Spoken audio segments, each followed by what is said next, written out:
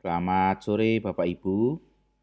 Mari kita bersama masuk perenungan firman Tuhan yang kita baca dari 1 Raja-Raja 19 ayat 2 sampai 4. Maka Isabel menyuruh seorang suruhan mengatakan kepada Elia, "Beginilah kiranya para Allah menghukum aku, bahkan lebih lagi daripada itu, jika besok kira-kira pada waktu ini aku tidak membuat nyawamu sama seperti nyawa salah seorang dari mereka itu." Maka takutlah ia, lalu bangkit dan pergi menyelamatkan nyawanya. Dan setelah sampai di Berseba, yang termasuk wilayah Yehuda, ia meninggalkan bujangnya di sana. Tetapi ia sendiri masuk ke padang gurun, sehari perjalanan jauhnya, lalu duduk di bawah sebuah pohon arar. Kemudian ia ingin mati, katanya, "Cukuplah itu, sekarang ya Tuhan, ambillah nyawaku, sebab aku ini tidak lebih baik daripada nenek moyangku." Bapak Ibu Saudara sekalian dikasihi Tuhan, di dalam bacaan kita hari ini kita diajak untuk merenungkan sebuah tema. Tuhan menginginkan kita setia.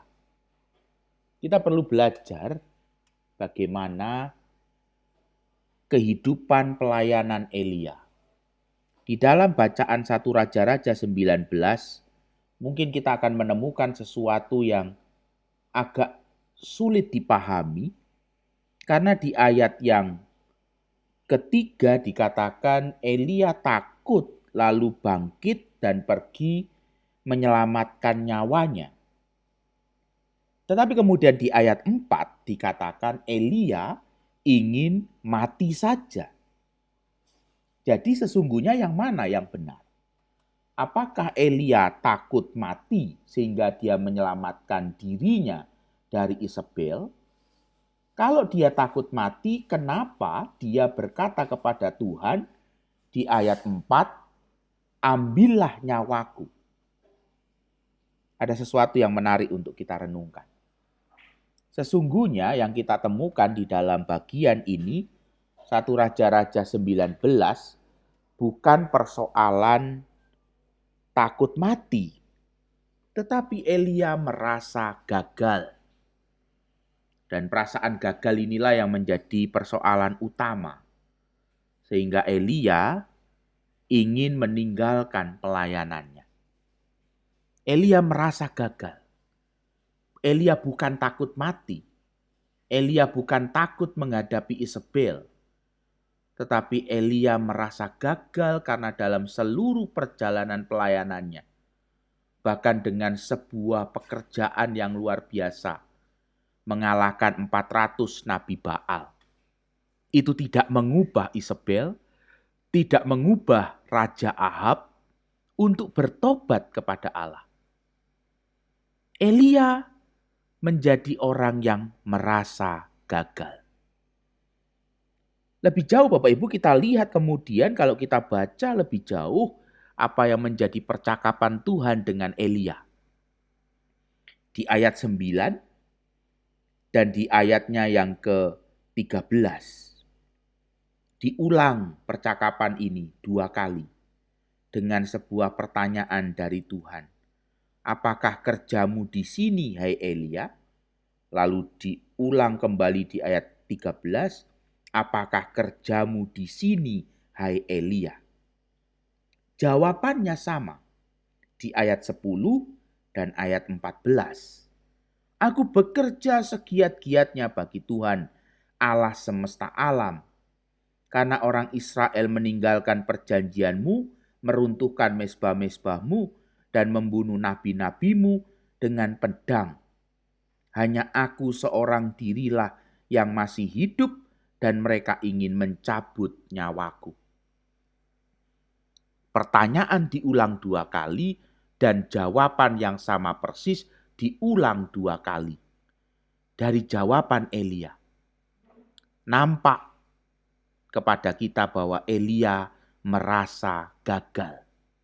Elia merasa gagal karena tidak ada seorang pun yang dirasakan dan ditemukan oleh Elia menjadi orang yang kemudian bertobat dan mengikut Allah dengan setia.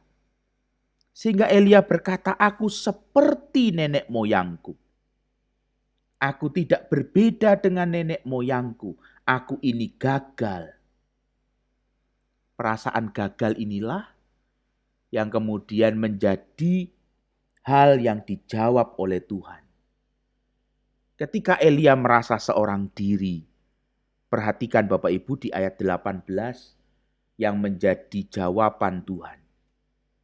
Tuhan berkata bahwa sesungguhnya Elia tidak seorang diri. Masih ada orang-orang yang sungguh-sungguh mencintai Tuhan. Ayat 18 dikatakan oleh Tuhan, "Aku akan meninggalkan 7.000 orang di Israel, yakni semua orang yang tidak sujud menyembah Baal dan yang mulutnya tidak mencium dia, mencium Baal." Kita diajak untuk melihat bagaimana Tuhan mengajar Elia ketika Elia merasa gagal. Tidak seorang pun yang percaya Tuhan. Tuhan menunjukkan bahwa sesungguhnya masih ada 7.000 orang yang taat dan percaya pada Tuhan. Bapak Ibu Saudara sekalian dikasihi Tuhan. Di dalam kehidupan kita mengikut Tuhan, di dalam kehidupan kita melayani, mungkin perasaan seperti Elia sering terjadi. Kita merasa gagal, kita merasa bahwa tidak semakin banyak orang yang kita layani, orang yang kemudian sungguh-sungguh mengikut Tuhan. Mungkin kita merasa gagal karena kita seolah-olah tidak pernah berhasil di dalam pelayanan kita. Tetapi kita perlu belajar melihat dari 1 Raja-Raja 19.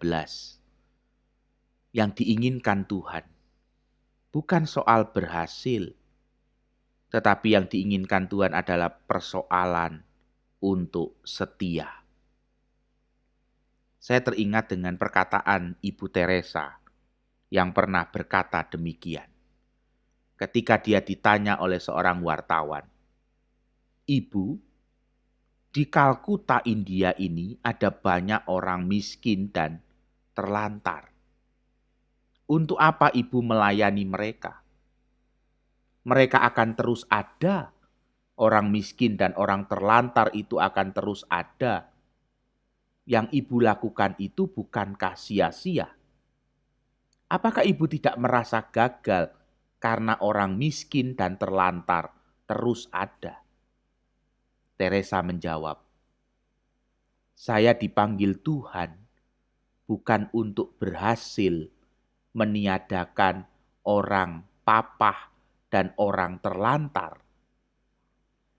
Tetapi saya dipanggil Tuhan untuk setia melakukan apa yang menjadi panggilan Tuhan."